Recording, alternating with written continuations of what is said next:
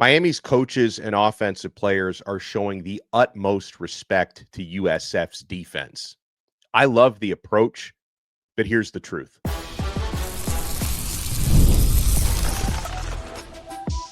You are Locked On Canes, your daily podcast on the Miami Hurricanes, part of the Locked On Podcast Network, your team every day. I am Alex Donno, University of Miami alumnus, co-host of Locked On ACC and host of Postgame on the Hurricanes radio network. And thank you so much to the everydayers for making Locked On Canes your first listen. We're available free wherever you get your podcasts. We're free on YouTube. We're part of the Locked On Podcast Network, your team every day. Today's episode is brought to you by Monarch Money. Take control of your finances with Monarch Money. Use code LOCKEDONCollege at monarchmoney.com for 50% off your first year.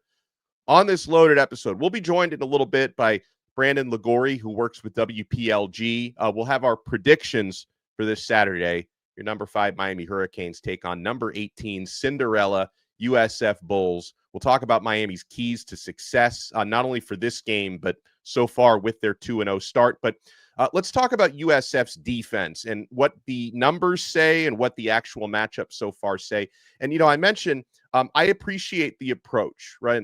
When everyone follows Mario Cristobal's lead on this, and I respect the way he approaches this and his players and assistant coaches approach it.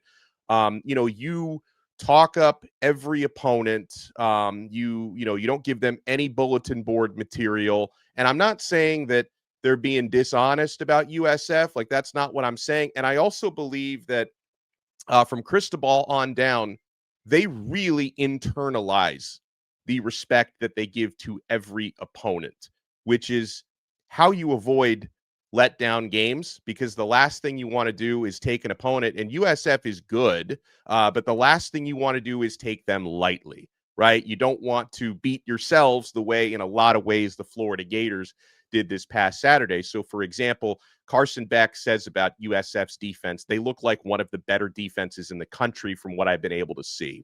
Mario Cristobal, Monday morning on the Joe Rose Show, referred to USF as good a team as we'll face all season long. All right, so a couple things to know about USF's defense and why I think Miami can have a lot of success on the offensive side of the football this weekend. So on the bright side, this is really good for USF. If you look at the actual results, they're 2-0, and the points given up. They gave up just 16 points to a talented Florida Gators team. They gave up only 7 points to Boise State in the opener. So USF so far, they're tied for 30th nationally in scoring defense. Now, I'm going to give you some other rankings, fully keeping in mind that 2 games into the season, defensive rankings can be very deceiving because a lot of really good teams have played 1 or 2 cupcakes so far to pad their defensive stats. That has not been the case for USF. But in total defense, which is yardage allowed, USF ranks 93rd nationally, giving up 366.5 yards per game. It's not great, but, keep in mind they've played against 2 ranked opponents. USF ranks 98th nationally in passing defense, allowing 239 plus passing yards per game. I'm looking forward to seeing what can happen with Malachi Tony, CJ Daniels, Carson Beck, and JoJo Trader apparently back in the fold this week. But again, like some of those numbers, 2 games in, it's not always fair to evaluate based on the rankings. But here are a couple of things that I think very much work in Miami's favor offensively this week. So one thing, going back and watching the Florida game and checking the PFF numbers for USF in that game, one thing that wasn't a great look for their defense was they only managed to pressure DJ Lagway 3 times the entire game at the Swamp last week. And all 3 of those pressures, per Pro Football Focus, were on blitzes. Florida's offensive line is very good, but Miami's is even better. And honestly, looking back, DJ Lagway only under pressure 3 times the entire game. How did he play as badly as he did? That's, we'll circle back to that in about a week when Miami is preparing to face Florida, but that was not a good performance by Florida. Not to mention in a lot of ways, there was self-sabotage in that Florida game. Very costly penalties. They turned the football over. USF didn't so far. Now, here's something that's good for USF's defense 2 games in. They've produced 12 tackles for loss in their first 2 games. And again, both against ranked opponents, although I don't think Boise State is that good. Florida maybe a little bit overrated.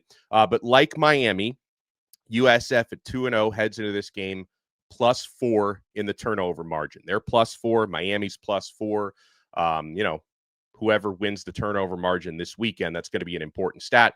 But as my Locked On ACC host, Kenton Gibbs, said to me this week about USF, like he thinks that Cinderella story is maybe, a little bit out of control. He pointed out, hey, they beat Boise State without Ashton Genty, and Kellen Moore ain't walking through that door. They beat a Florida team who self-destructed with poor coaching, penalties, and poor quarterback play in that game. So here's another thing that I think works in Miami's favor in this matchup for the Hurricanes offense, which is, going to be a mismatch in most every game that you play this year. The sheer size of Miami's offensive line versus the USF defensive front.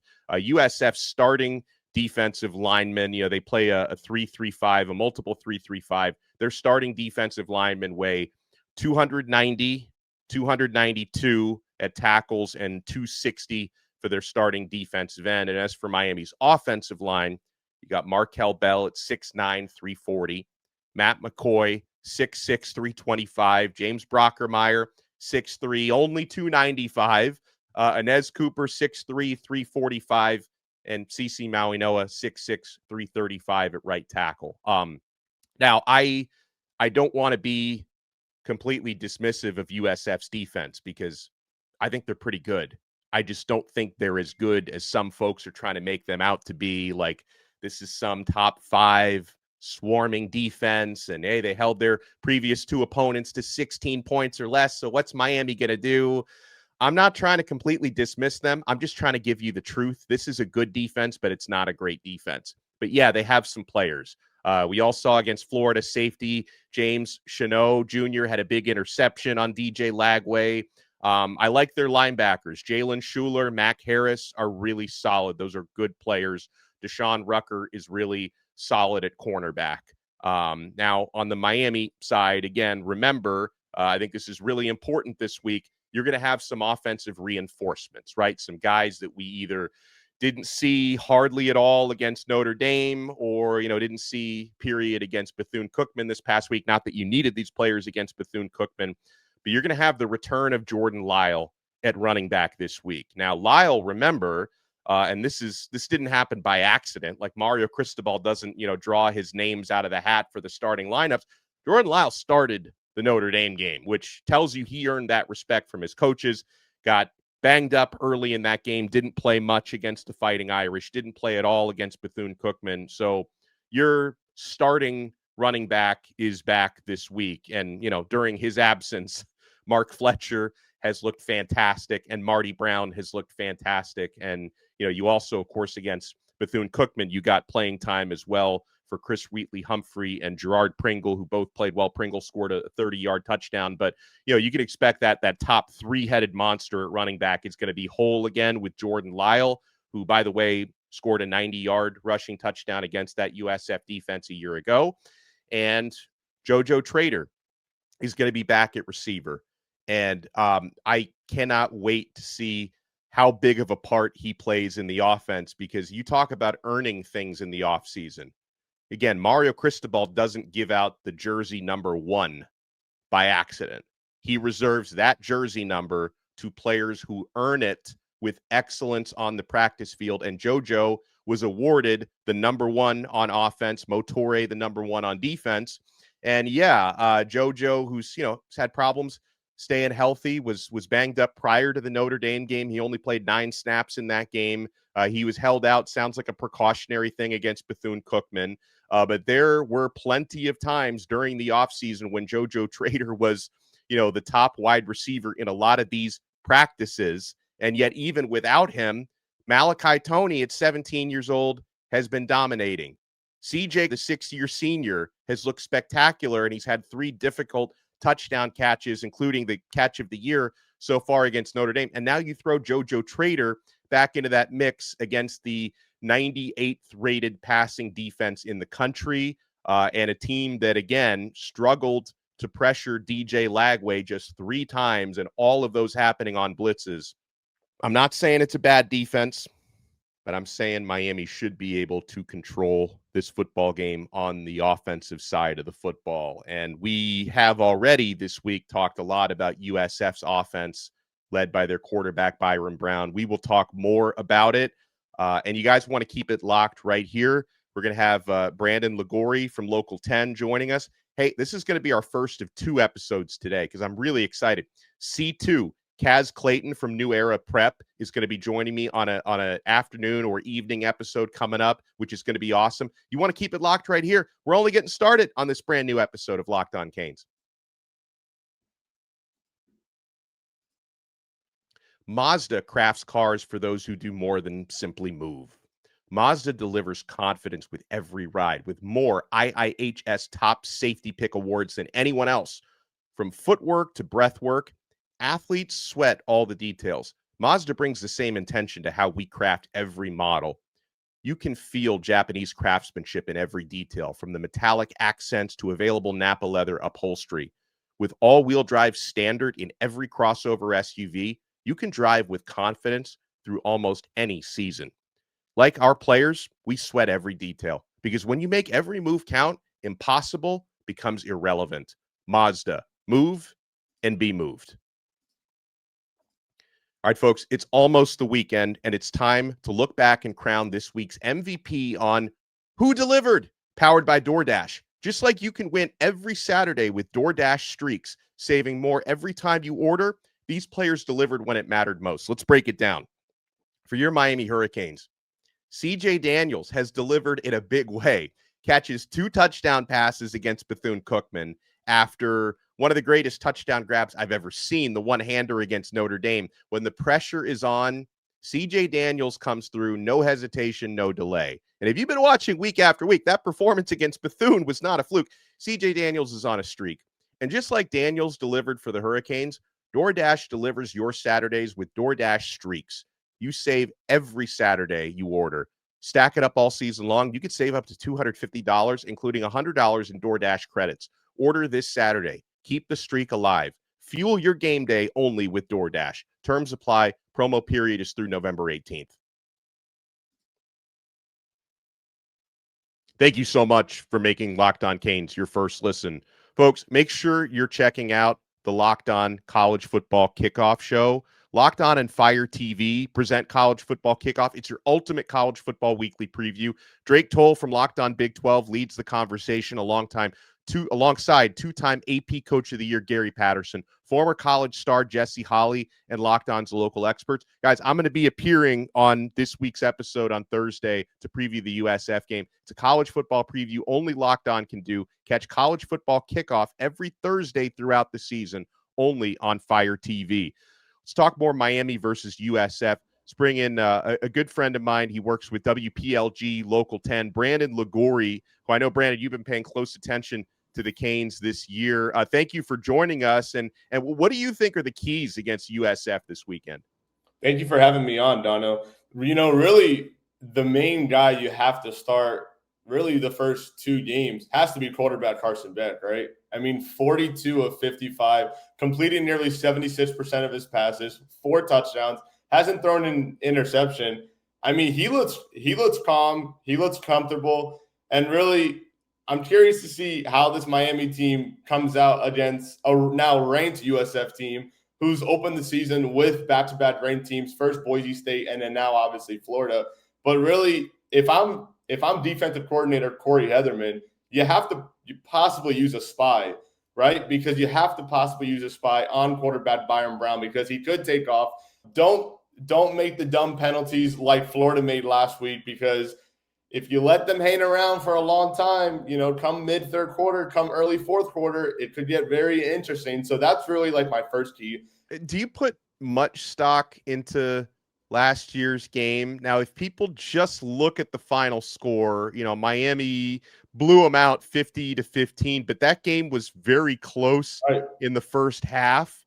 But then, I also think that both of these teams are better. I think Miami's more balanced this year than they were last year. And I think Byron Brown and USF are better than they were a year ago. So it's like when some Miami fans are like, Donno, you're giving USF too much respect. We beat these guys by 35 points last year. I don't know if it's that simple, Brandon. It's hard to say that because obviously you had a different quarterback, you had a different defensive coordinator, so it's kind of hard to really say. I mean, like you said, Miami's better, USF's better. The line's set at 17.5 for a reason. I mean, we know, between you and I, and I'm sure everyone listening in right now, we know the talent level between UM and USF. Now, again, I'm not trying to disrespect USF whatsoever, but for Miami to be nearly what is it? I believe it was at 17 and a hook the last I checked. Yeah. I mean, we know, obviously, UM being home. I know it's only week 3, and I know we're September 10th, but I'll throw out a bold prediction. Not only do I think Miami wins on Saturday, and I know you and I are going to get into this a little later on, I actually think Miami covers. And I know you and I, we were talking about that earlier. I don't know how many people are going to agree with me, but I could see Miami covering Saturday. I was talking earlier in this episode about like the abundance of respect that Miami's coaches and players are throwing at USF. And I actually, Brandon, I appreciate that approach. I mean, Mario Cristobal said this is as tough of a team as we're going to see all year. Carson Beck says they look like one of the best defenses in the country so far, even though a lot of the numbers may say otherwise. But I'm okay with throwing these guys extra respect because I firmly believe, being around this team, that this is not just something that they say. Like, they believe everything that they're saying about USF because Correct. I think Mario Cristobal does an excellent job of making these guys understand that every single opponent that's our focus. We don't look ahead to Florida. We don't look ahead to anybody else on our schedule. That USF is our Super Bowl. That is our national championship game coming up this week. And it's one of those reasons why I do not expect this team to suffer a letdown and shoot themselves in the foot the way, as you mentioned, Florida did in a lot of ways. I mean, credit to USF for winning that game, but Florida should have won that game at the start. Right, totally. And, really, I've heard a lot of analysts say USF could possibly be a trap game, which is true because if you look at the schedule, after USF comes Florida, which is scheduled to be either, I believe, a 7:00 game or a 7:30 game. So it's you when you're a 17-point favorite, Donno, you can't let them hang around. And that's why I was so pleased about Miami's win over Bethune-Cookman in week 2 because.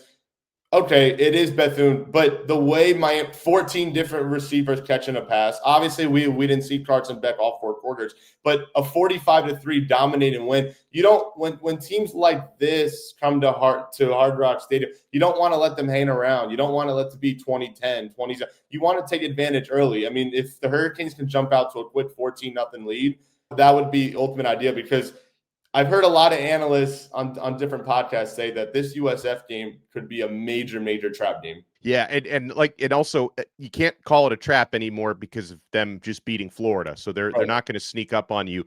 So 2 games into the season, obviously so far so good for Miami. The Bethune-Cookman game, they did what they were supposed to do, against a lesser opponent. The Notre Dame game is the one that earned Miami that respect, why they're now in the top 5.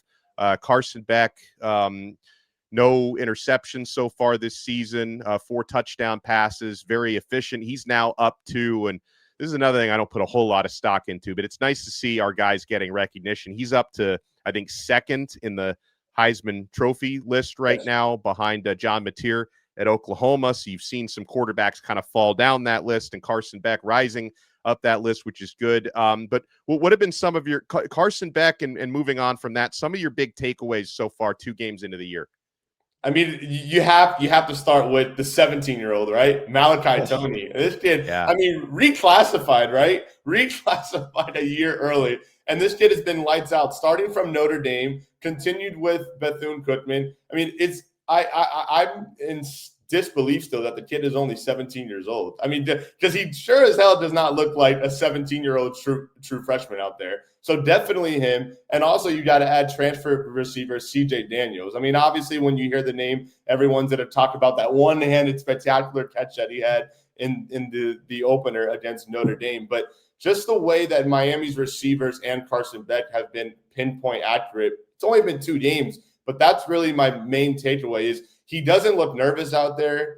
He looks fully confident. He looks fully poised. The offensive line has been holding him up very, very well. And this is why I'm so excited about this team this year, Donno, is because Carson Beck definitely heard the noise all offseason, and so did, head coach Mario Cristobal and all these young receivers. And they're proven, and I know it's only 2 weeks, and I don't want to get too ahead of myself here, but they've looked really, really good 2 weeks in. So, I mean, if Carson Beck can keep up the connection with 17-year-old Malachi Tony, I have to say his age every time before I say his name because he should. I'm just in ultimate shock. And obviously CJ Daniels, but even the running back room too with Mark Fletcher. I mean, these guys look poised. They all look ready to go. And it's just been really fun to watch how confident this Miami Hurricanes team has been 2 weeks in. Well, I want to get yours and my game prediction when we come back for USF, and also season prediction because I probably feel a little bit differently than I did before the season began. So you want to keep it locked right here. Brandon Liguori is with us on this new episode of Locked On Canes. The NFL season is here, and FanDuel is making sure you're ready for kickoff with a can't-miss offer. Right now, new customers can bet just $5, and if your bet wins, you'll get $300 in bonus bets to use across the app. Guys, I've been having a blast with college football season, NFL now in full swing. I love using FanDuel because it fits however you like to bet. I enjoy me some player props. I love building same-game parlays or even jumping in for live betting as the action unfolds. It makes every game more exciting, whether you're watching your team or just keeping an eye on your fantasy lineup. It's quick, easy, and the best way to add a little more energy to your Sundays. So are you ready to play? Download the FanDuel app now by visiting FanDuel.com to get started. That's FanDuel.com to place your first $5 bet. Folks, we're also brought to you by Monarch Money. Most people can't name all of their financial accounts or even what they're worth, whether it's 401ks, properties, or investments. And when you don't have the full picture, you can end up leaving money on the table. That's why there's Monarch Money. It's an all-in-one personal finance tool that brings your entire financial life together in one clean, easy-to-use interface on your laptop or your phone. Monarch is built for people with busy lives. If you've put off organizing your finances, Monarch is for you. Monarch does the heavy lifting for you. You can link all of your accounts in minutes, see clear data visuals, get smart categorization of your spending, and finally feel in control of your money without ever touching a spreadsheet. Guys, Monarch has helped me so much these past several months, really organizing my finances and realizing how much I was overspending on things like food delivery and subscription services. Do not let financial opportunities slip through the cracks. Use code LOCKEDONCollege at monarchmoney.com in your browser for half off your first year. That's 50% off your first year at monarchmoney.com with code LOCKEDONCollege. Thank you so much for making Locked On Canes your first listen. For your next listen, make sure you check out Locked On ACC. Kenton Gibbs and I will have a new episode tonight, going through the conference, really looking at week 3 coming up. You got Georgia Tech hosting Clemson. Miami USF is going to be a big topic of conversation there, as it is here. Brandon Liguori is with us on Locked On Canes. All right, so Brandon, you mentioned it. You and I may differ on whether the spread gets covered or not. So give me your prediction first for Miami hosting USF this Saturday, 4:30 p.m. on the CW. For those who aren't at the stadium, it has to be the greatest game on CW, right? I mean, it has to be. It has to be. 17.5. Look, if this Miami Hurricanes team comes out focused, if they come out ready to play ball all 4 quarters, I could see this being like a 31-13 type game. Like I could see Miami barely covering, but if they stay focused, like Mario Cristobal has talked about, like Shannon Dawson has talked about, like Corey Hedman has talked about, I could see this being like a 31-13 game. And obviously, too, Donno, you have to factor weather, right? Is it going to be really, really hot? Is it going to be raining? We'll obviously know come 4:30 on Saturday. But I said, if this Hurricanes team is locked in and dialed in, I could see this being a blowout Hurricanes win easily. Ooh. Now, here's the thing. I come from the Mario Cristobal school of talking up opponents. So I'm going to have USF just covering. And I do, listen, the 17.5 point spread, I think on the one hand, like, I'm like, okay, Miami's getting respect. You like to see that. But then on the other hand, like, I understand if USF fans look at that spread, they're like, our team is so disrespected based on the results they've produced. My score is really close to the one that you gave out. I'm just going to have a few points more to USF to cover the spread. I'm going to have it Miami 31, USF 17. I think the difference will be compared to last year. I think the first and second half are going to be more balanced because I think USF's a better team than they were a year ago. But I think Miami's going to be able to control the line of scrimmage for 60 minutes. I think is why Miami. I don't think it's ever going to feel that close, but I think USF is only going to lose by 2 touchdowns. So I'm going to go Miami 31, USF 17. I also wonder about the weather. Not that I think it's an advantage for either team, because obviously they're both from Florida, so we're used to the elements, whether you're in Tampa or Miami. But if you do get a lot of rain, you hope you don't have any lightning delays. And if it is a sloppy field, I don't know, that might even be potentially more of an advantage for Miami with their running backs. But I know Byron Brown can run, so I just hope anytime you see a 4:30 p.m. game in September in Miami, you definitely worry about the weather, because that's usually when the storms hit. Yeah, really for me too, Donno, is it's really been pleasing too how, I mean, really Miami's defense as a whole, right? Because if you go back to Notre Dame, the whole talk was, well, there's a lot of new guys coming in, and they obviously have a new defensive coordinator and that secondary.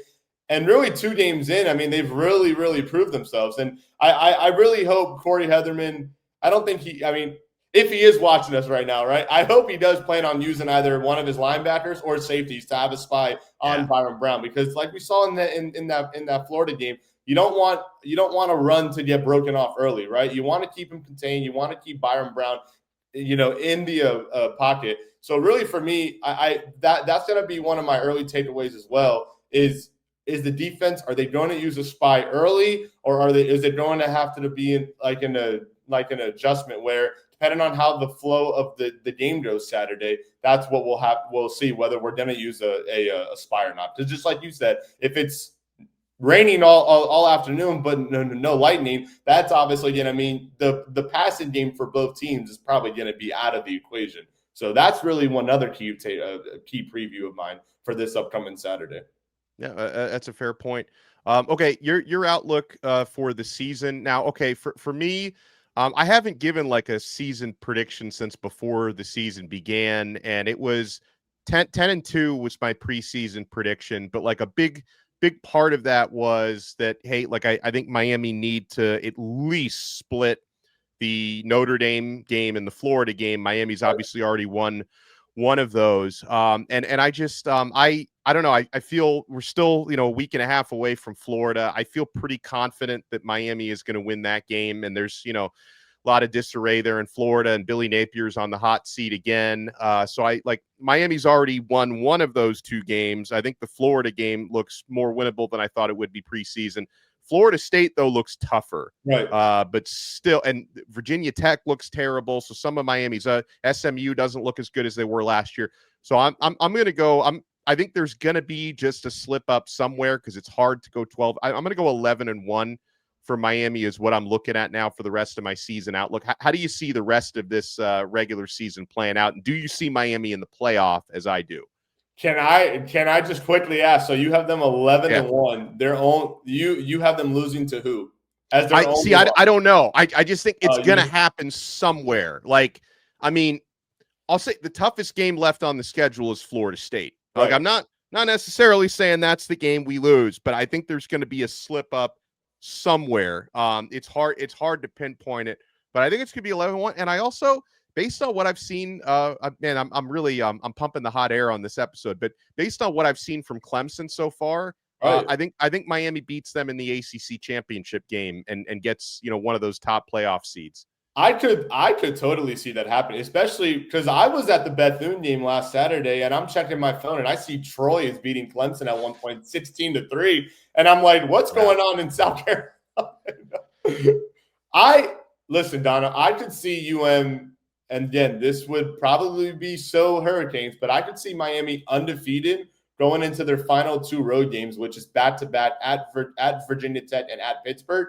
And I could see a slip up maybe there. Because remember, if you go back to 2017, remember when Miami, I believe, was 10-0 and they were ranked number 3 and they traveled to at Pittsburgh. And that was the game where Miami just couldn't do anything offensively. Yeah. So I could see it could be Pittsburgh again, because Virginia Tech looks awful, but Pittsburgh on the road, I could see that possibly being the one. And even if you really think about it too, Donno, last year when Miami was undefeated and then went into Georgia Tech, and the same thing happened there. So, and I 1,000% agree with you. When running the table and going 12-0 is very difficult. I could see this season going the same as how you see it, 11 wins and 1 loss. To answer your question, if I see the Hurricanes as a college football playoff team, if they're played the way they play right now with the first 2 weeks, 1,000% I could see them. I could totally see them in that 12-field college football playoff. Well, Brandon, I appreciate you taking the time on this episode. Absolutely. Let people know where they can find you if you want to plug your social media, anything else you have going on. Absolutely, yeah. So if you guys want to follow me, it's at Brandon R. Liguori, BRANDONR and LIGUORI. And Donno, as always, thank you for having me on, and I'm looking forward to doing this more. I appreciate it. Thanks, everyone, by the way, for making Locked On Canes your first listen. We're going to have another episode coming up later on, probably tonight, with Kaz Clayton, C2 from New Era Prep. It's all about USF week for Miami. Huge shout out to Brandon Liguori. Thanks to all of you, and we'll talk to you again next time on another episode of Locked On Canes. We are part of the awesome Locked On Podcast Network, your team every day.